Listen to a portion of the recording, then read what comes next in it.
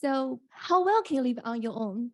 This is a question that doctors always want to know from their patients with compromised functioning ability, dementia, mild cognitive impairment, and Alzheimer's disease.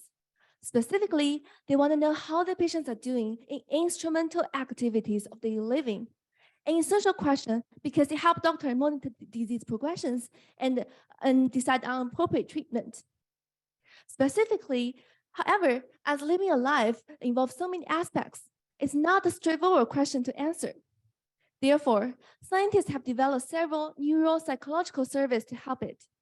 For example, in one survey, it asks, can you do a tax return? Can you cook a meal or make some coffee? Are you able to travel outside your neighborhood? Play games?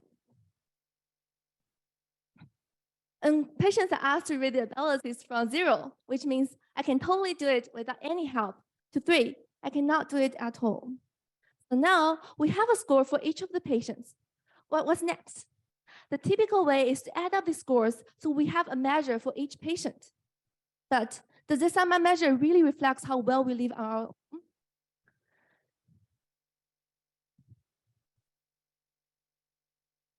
Just think about how patients come from different backgrounds, different age, gender, race, and education levels.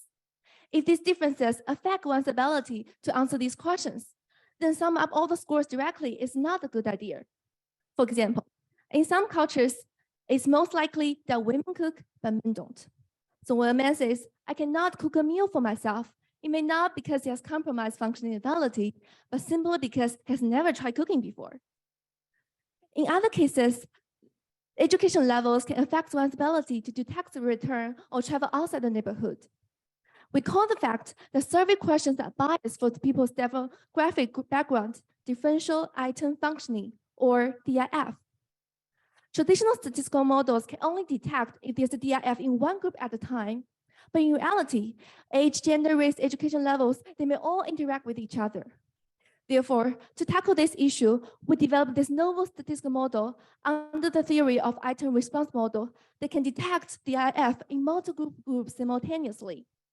I applied this model to a large study in patients diagnosed with mild cognitive impairment and found that among people with the same level of impairment, Black males were less likely to report that.